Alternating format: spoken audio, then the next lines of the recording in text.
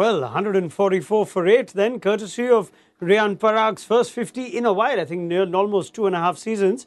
That's a 50-plus score for Parag. So he gives them something after we did see the law of averages catch up with Josh Butler. Makes for a great halftime chat with Ian Bishop and Dan Vettori on Maruti Suzuki Presents ESPN Cricket Info T20 Timeout, powered by IQ 95G. 144 for 8. There's a 1, a 4 and an 8 there, but it's not the 184 that you were calling for.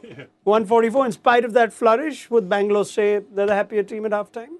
Absolutely. I thought that was a fantastic bowling performance from RCB. I think Faf, even though we didn't see much of him, he marshalled his bowl as well. I thought particularly the way he used Hasaranga. He came in for a tough start. I think it was 10 off the first over and then got him back 2 for 23. So I think he read the game really well, and there's a couple of overs they'd like back, but overall a fantastic bowling performance from them. Bish, would you concur in spite of that flourish? We keep talking about momentum and whatnot, but even though that over went for 18, 144, still RCB the happier team? Oh, definitely. Most definitely. I like the way the matchups worked in that innings. We talked about Josh to Joss, and that paid off even if it was a little later and over so later. Hasaranga to Sanju Samson, he's got him 5 times now. That was a matchup before the game started.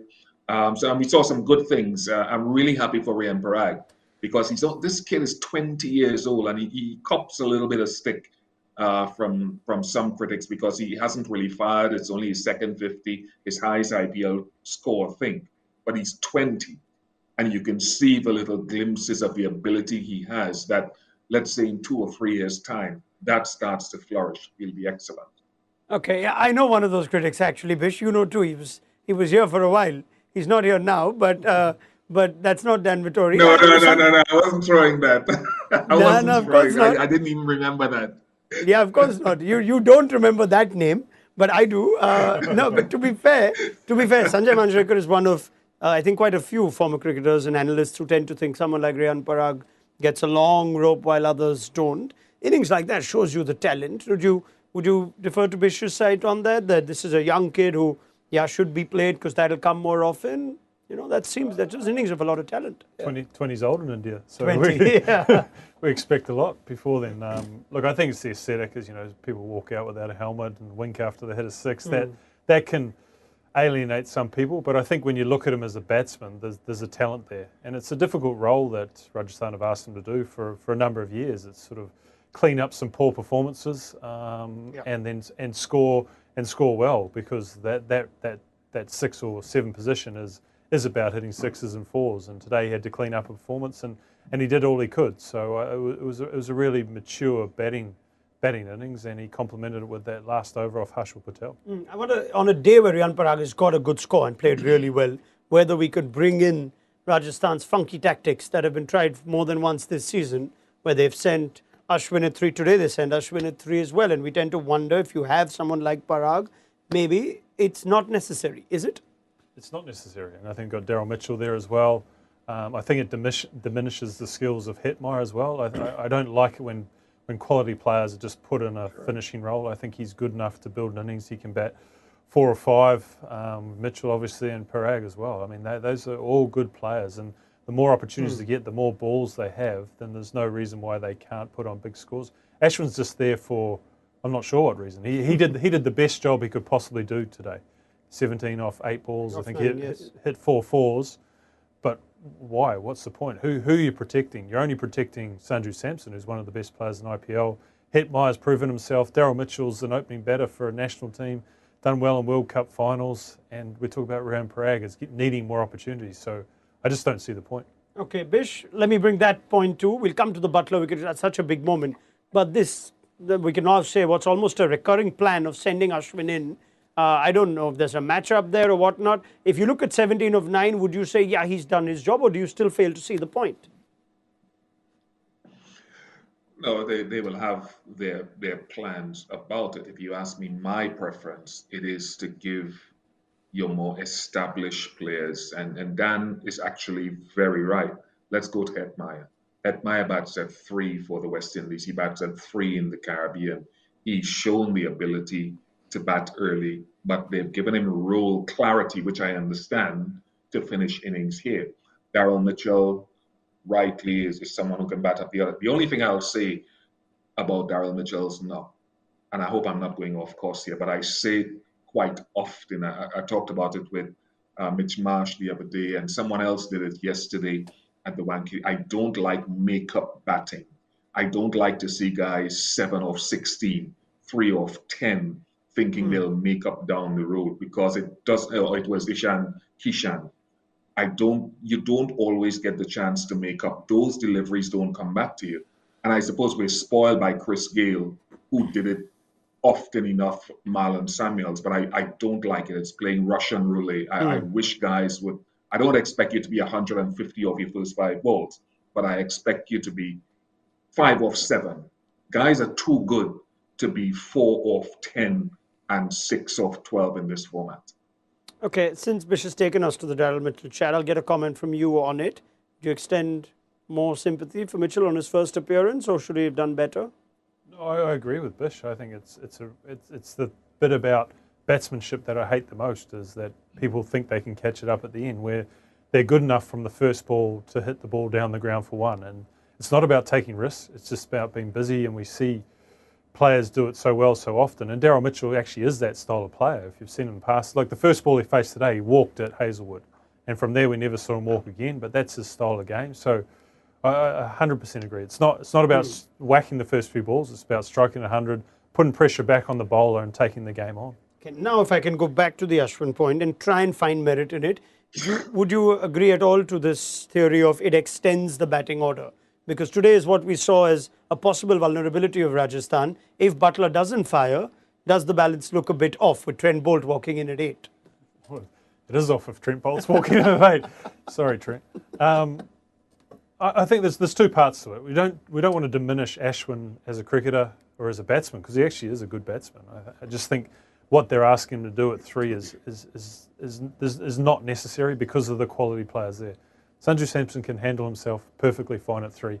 And if all those 5 or 6 batters that we talked about don't work, then you're not going to win. And you move on and you understand that. Sliding Ashwin up to 3 doesn't increase your chances of winning.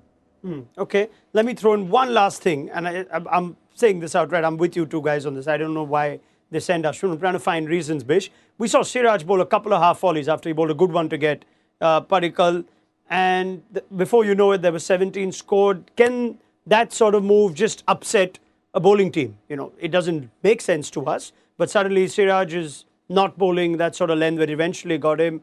Can that happen? Complacency, you nick a few quick runs of a premier bowler? You used a good word there, because sometimes when I'm watching a spell, I'm looking at the areas that a guy bowls. I'm not necessarily looking at the end result of how many runs he went for. If he's gone for runs, bowling good areas at the time, I don't have a problem with it. Siraj will look back at some of those deliveries he bowled to Ashwin and think, why did I do that? Why was I so full? Why did I go wide for that one delivery? Those are error balls, right? And I wonder if it comes, no, I don't buy the complacency thing. If you're a quality bowler, you're a quality bowler to any type of batsman. I sometimes wonder, RK and Daniel, whether in T20 cricket, whether we trust the quality of a batsman enough, and sometimes are fearful that if he gets nicked off early, this will happen. You've got to trust quality guys. Anything to add on that? Perfect. All right. Yeah. Excellent. Let's move on. We have 2 big moments we haven't covered here. We'll give it more time at our post-match show, perhaps. So there's the Butler wicket and the Samson wicket, both crucial. Dan Vettori spoke of the matchup against Josh Hazlewood. It happened in the 5th over, I think, eventually. Yes, it did. When someone's caught at mid-on, is that part of the plan? I mean, we talk about Hazlewood wanted to nick Butler off, but what's caused the wicket there? No, it's definitely part of the plan. It was the lengths that he bowled, the lengths and the line that put that pressure on Butler. And Butler would know that Hazlewood's that quality bowler because he's faced him so much, and he would have had to force a shot. So I think that wicket is purely down to Hazlewood and the skill that he has. Was there a reason to see off Hazlewood? Could that even work for Butler? I don't think that's his style of play, and that's not how he's been effective. He doesn't see off anyone apart from maybe Narayan as a spinner, but he was going to be aggressive in that power play. So it's credit to Hazlewood and the way he bowled, and credit to RCB as well. A real good 20-over performance. We're seeing a lot more tricks out of Hazlewood, the T20 bowler, aren't we, Bish? We saw this slower ball to get Daryl Mitchell. Well, we discussed the likes of Pat Cummins and other bowlers that we're wondering if they're adapting well enough to T20. Hazelwood's proving to be quite the bowler in this format. Yeah, I saw that last year in the Caribbean before the T20 World Cup when Australia came out of the Caribbean, even though they lost the series. I've been an ardent fan of Hazelwood and his consistency in Test match cricket, and I saw little subtle changes there. Then we went to the T20 World Cup, and he was bowling these little cutters and wide slow balls, wide cutters at the back end of the innings. And I was really impressed with the way he's improved. And there was a nice fan poll that came up on the coverage, who's a better bowler now in T20 cricket between Trent Boult and Josh Hazelwood. And I know Trent has a greater body of work. But if I take the last year or so, I'm slightly edging towards Hazelwood because Hazelwood is giving me quality overs up front, doing it in the middle, and has become a solid death bowling option. Where Trent, I think, occasionally is still leaking runs at the back end of the innings and not offering as much. So I'm slightly favouring Hazelwood and what he's done. And just on the point of that wicket, when I talked about Josh Buttler to Hazelwood earlier, it was top of off because Josh hits the splice of the bat a few times and gets caught at mid-off. He got caught at mid-on going across the line today, but that has to be compliments to Hazelwood. Boult v Hazelwood? I don't want to pick one. They're both they're both very good. I think the thing that Hazelwood does is he looks like an attacking option at the death. He looks like a wicket taker at the death. And I think Trent is as well, but Trent looks to bowl a lot of Yorkers and execute that way. So I think that's where Hazelwood's really picked up, is that he is a 1 to 20 over bowler who can take wickets. Okay, Trent Boult's got ball in hand, but I'm going to carry on this conversation just for a few minutes because we want to see Virat Kohli's first ball, don't we? And he survived it. So we're going to hang on. But while we do that, and my God, if you would have asked for a bowler for Kohli to get back into form, he wouldn't have picked Boult. We'll see how this over goes. But let's pick up the other big moment in the first innings, the wicket of Sanju Samson. And I wonder what the expression or reaction would be. Bish, today was a day for Samson to play the big innings. And he's been complimentary to Butler last time. He's played a good innings to start the season, which has happened very often. He plays that kind of shot. What's the first thing that goes through your mind?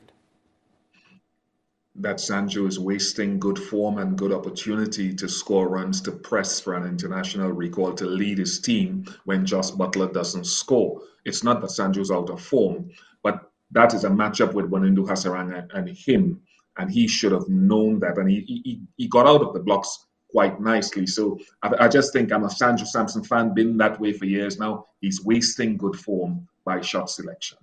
Your first reaction when you see Samson get out of that after he's played 6 over cover to Hasaranga, God knows how many other shots he could have played on that ball. It feels like the game's too easy for him. So I'm going to try something different. I'm going to try and make sure I can play every shot in the book, where he is at his best when he's just striking down the ground, and he's a joy to watch when he's playing that well. But everything just looks a little bit easy, and then sometimes it doesn't feel like he's in the moment, and then he's out. And we talk about this probably more often than not around the Sanju Samson innings, where he's 30 off 20 or 30 off 18, and it's been brilliant, but he hasn't actually carried the team onto the performance that they need. The ball before is one where he's tried a reverse sweep and missed. Does that sometimes just, wake you up again or just reset the focus? He's tried a second time and he's got bowled. I just wonder what you've read into that. Yeah, I just think, as I said before, the game just comes too easy to him. So I missed it this time, so I'll try it again, and I'll make sure it happens this time. And Hasaranga, as I think both you and Bish talked about, was a good matchup for him. So he almost needed to respect the fact that Hasaranga is such a good bowler, and it's not going to be that easy. But it looked like Sanju just thought it was going to be easy. And just on Bish's point, but these are the kind of games which, if he gets a big score, you're then talking about Samson, the complete player who should be playing or pushing almost always for an India spot, and that doesn't happen. Does these kind of games go against him? I don't think so. I think it'll be a body of work, and particularly if he leads Rajasthan to the final or win it, I think that'll play a huge part in a recall. He's the sort of player that you want in your team, because there's the match winner in there. There's a player who can take on any type of bowling, and he's fearless, and that's a remarkable characteristic for a player who hasn't played much international cricket, and I think he takes that sentiment into it. He lives dangerously, does Virat Kohli, but he's taken strike to Trent Boult. Maybe I'll get a quick comment from Ian Bishop on that, whether that tells us anything at all. Could have been Faf. Boult's going to bowl the first ball. He survived the first over. But tell me, Bish, if that tells you anything at all, Kohli wanting to take strike. I mean, that is Virat Kohli, isn't it? That is a great player in this format of the game. And you go out there, you face your demons straight up. You send the message to the opposition, I'm here for the fight. This is the ideal game for Kohli. Chase firstly, so he knows what he needs to get, and only 145. I can say only 145, or is it the kind of game that adds more pressure? Now I know it's easy. It's not a big inning. It's not a 200 plus. It's the kind of game he wants if he gets through Trent Bolt, and that was a tricky first over. Look, when you're talking about Virat Kohli out of form, we sometimes forget what a fantastic player is, and it won't take long for him to get back to that confidence and that form, and it may be a couple of nicks behind to get him going. He can face some bowlers that he feels comfortable with. He's faced Chahal a million times, even though leg spin hasn't always been his forte of late. But I think if he can get through this Trent Bolt spell, it'll help him a lot. All right, prediction? RCB to do this easy? Yes. All right, Bish, you concur? They'll do it. All right, thank you very much. Ian Bishop, Dan Vettori, more from you. At the end of this game, let's see if RCB do the double over Rajasthan Royals, pick up 2 vital points and break through that top 4 spot at the end of this one. Join us then on Maruti Suzuki Presents ESPN Cricket for T20 Timeout, powered by Eco 95G.